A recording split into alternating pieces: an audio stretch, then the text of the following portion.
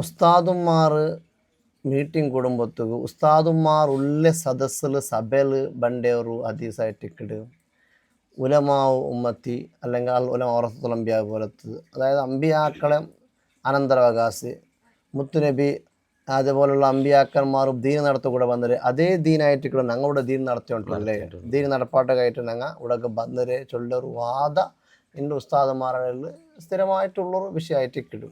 എല്ലാ ജാഗലും ഇങ്ങ ഇതിരെ മേച്ച് വന്നുകൊണ്ട് പോണ്ടേ ഞങ്ങ അമ്പിയാക്കളെ വാരിസീങ്ങൾ ഞങ്ങൾക്ക് അനന്തരാവകാശം ഞങ്ങൾക്കുണ്ട്. ഞങ്ങൾ ദീന് നടത്തുന്നുണ്ടല്ല. ദീന് നടത്തുന്ന ആൾമാർ യഥാർത്ഥത്തിൽ ഇത് മഷായിഹന്മാർ. കാരണം ദീന് ചെന്നെങ്കിൽ അദ്ദീന് വുളുഇനിലാഹിയുൻ, ദീന് അള്ളാഹ് നിശ്ചയിച്ച ചില സംവിധാനങ്ങളാണ് ദീന്. അപ്പോൾ അത് അള്ളാഹുമായി ബന്ധപ്പെട്ട ഒരാൾ വേണം അതിനെ നടത്തണമെങ്കിൽ. അത് മഷായിഹന്മാർ, ഔലിയാക്കൾ, അമ്പിയാക്കൾ. പിന്നെ ഞങ്ങൾ പഠിக்கிற ഇൽമു ഇപ്പോൾ എല്ലാവരും പഠിക്കല. ഈ കിതാബിൽ കണ്ട ഇൽമു ആർക്കും വേണം പഠിക്കുക പോയിട്ട്. അതൊരു വലിയ കാര്യം എന്തല്ല. ഇപ്പോൾ സലഫിരങ്ങളെ നോക്കിയെങ്കിൽ അങ്ങക്ക് എത്രമാ സ്ഥാപനമുണ്ട്, അങ്ങക്ക് എത്രമാ ദർസുണ്ട്, ഓരോ ദർസിലും എത്രമാ കിതാബ്. ഞങ്ങൾ പഠിக்கிற അതേ കിതാബ് ഞങ്ങൾ പഠിച്ചുകൊണ്ടുള്ളാറ്. നഹ്വ് ആവട്ട്, സർഫ് ആവട്ട്, ബാക്കിയുള്ള തഫ്സീർ ആവട്ട്, ഫിഖ് ആവട്ട്, ഇതെല്ലാം ഞങ്ങളുടെ ദർസിലുള്ള പോലത്തെ കിതാബ് ഞങ്ങളുടെ ദർസിലും ഉണ്ട്.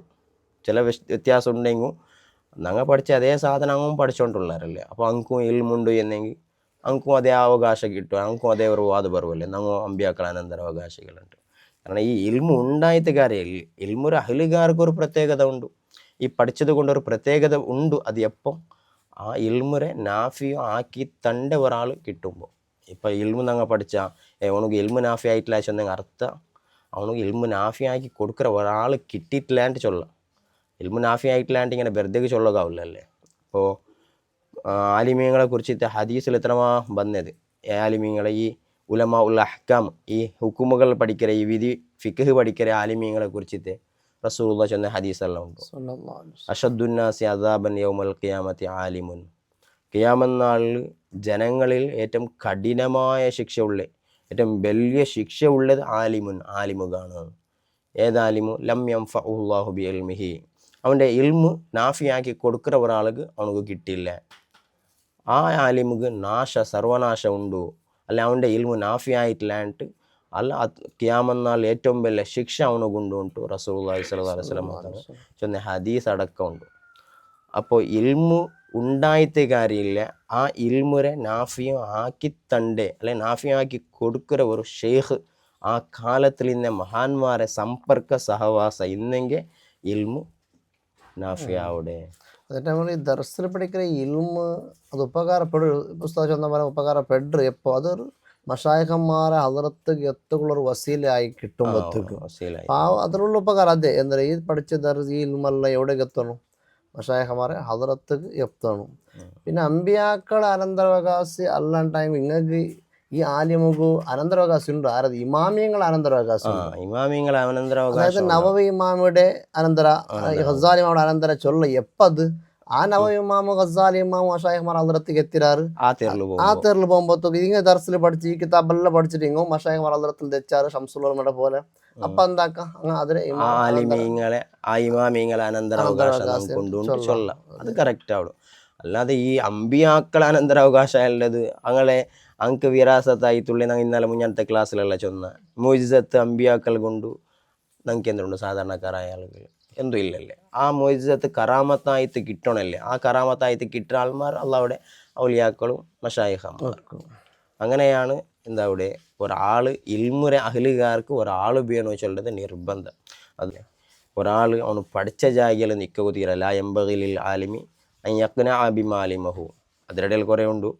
അവിടെ ചൊല്ലുന്നതിന് ഒരാൾ പഠിച്ചത് കൊണ്ട് മഴയാക്കുക തീര അവന് വൈന്നമൽ വാജിബു അലൈഹി, അവന് നിർബന്ധമാണ് അല്ല ജിത്തിമാ ഉബി അഹ്ലി ത്വരീഖ്, മഷായിഖന്മാരൊട്ടിಗೆ കൂടി സമ്പർക്കത്തിൽ സഹവാസത്തിൽ ജീവിക്കരുത് ആലിമുക്ക് നിർബന്ധമാണ്. ഫർദ് ഐൻ അദ്ഖൂലു മഅ സൂഫിയ്യത്തി ഫർദ് ഐൻ, ഗസാലി ഇമാമയുടെ ഇബാറത്ത്. അപ്പോൾ ഇതെല്ലാം കിതാബിലുള്ളത്. മഷായിഖന്മാരൊട്ടിಗೆ സൂഫിയാക്കളൊട്ടിಗೆ ഔലിയാക്കളൊട്ടിಗೆ സഹവാസ സമ്പർക്ക കൂടണം എന്നുള്ളത് ഫർലൈനാണ്, വാജിബാണ്. എല്ലാ കിതാബിലും ഉള്ള വിഷയ ഇങ്ങാതിരെ ദുർവ്യാഖ്യാനാക്കിയിട്ടും മഷായിഖന്മാർ ബാൻഡ ചൊന്നുകൊണ്ടും നങ്ങമേ അങ്ങാണ്ട് ചൊന്നുകൊണ്ടും പല വിധത്തിലുള്ള വാദത്തിലാണ് അങ്ങ് പണ്ടേ. ഇപ്പോൾ ഹദീസിലെ കാണ്ടതല്ലേ മനിസ്ദാദ ഇൽമൻ ഫലം യസ്ദദ് ഹുദൻ, ഒരാൾക്ക് ഇൽമുണ്ടായിട്ട് കുറേ പഠിച്ചിട്ട് കിതാബുപരമായ ഇതെല്ലാം ഫിഖാവട്ടെ തഫ്സീറാവട്ടെ ഹദീസാവട്ടെ ഇതെല്ലാം പഠിച്ചിട്ട് ഫലം യസ്ദദ് ഹുദൻ, അവനക്ക് ഹിദായത്ത് ഉണ്ടായില്ലാണ്ട് ഹിദായത്ത് ചെന്നെങ്കിൽ ഒരു മഷായഹര ഹദറത്തേക്ക് എത്തുന്നത് ആ കാലത്തിനുള്ള ആൾമാരെ മുട്ട എത്തുന്നതാണ് സന്മാർഗാണ്ട് ഹിദായത്ത് ചെന്നെങ്കിൽ. അപ്പോൾ ഫലം യസ്ദദ് മിൻ അള്ളാഹി ഇല്ല ബോദ, അവനക്ക് സർവനാശാണ്ട് അള്ളാഹുര ഭാഗത്തെ സർവനാശം ഉണ്ടാവുಂಟು ഞങ്ങൾ ഹദീസിലെല്ലാം കണ്ടത്.